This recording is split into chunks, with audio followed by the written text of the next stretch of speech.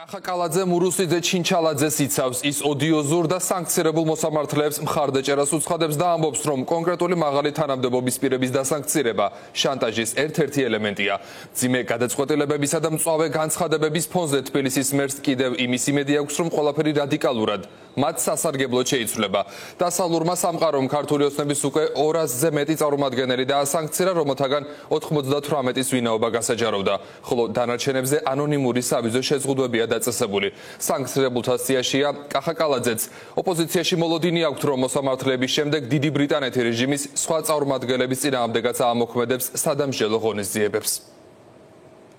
არაფერი ეს უბრალოდ სიტყვების ბრახაბუხია რა გონივრული ეჭვი საერთოდ სიხალბეა ეს ყველაფერი ეს არის იმ ხაზის გაგრძელება რაც საქართველოსთან მიმართებაში ხდებოდა ეს არის უბრალოდ შანტაჟის ერთ-ერთი ელემენტი კონკრეტული ადამიანების კონკრეტული მაღალი თანამდებობის პირების დასანქცირება ამით სურვილი აქვს რომ როგორმე ქვეყანა ჩაიგდონ ხელში რომ შემდეგ გამოყენებული იყოს ისეთი ქვეყნები როგორიც საქართველოა უკრაინა თავისი ინტერესების გასატარებლად ჩვენ ამას ვებრძვით და ამისთვის ძალიან ბევრი რამის მოთმენა მოგვიწია და ძალიან რთული იყოს. მარტივი პროცესი არ ყოფილა.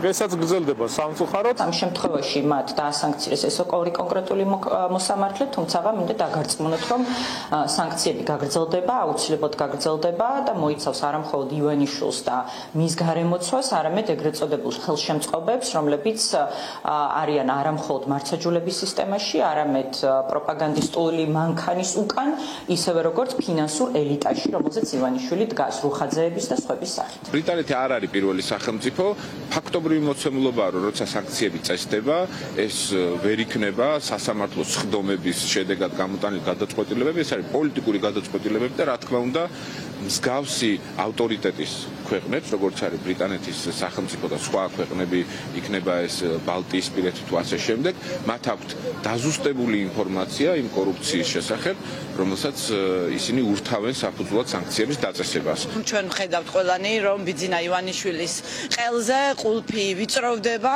სიმბოლურია, რომ გუშინ, როდესაც პოლიტპატიმრების მშობლები აქციას მართავდნენ, პარალელურად საბანკო ბარათები გაეთიშათ რეჟიმის ბოროტ თოჯინებს, ბიძინა ივანიშვილის ბოროტ თოჯინებს, პოლიტიკური დევნის ინსტრუმენტებს.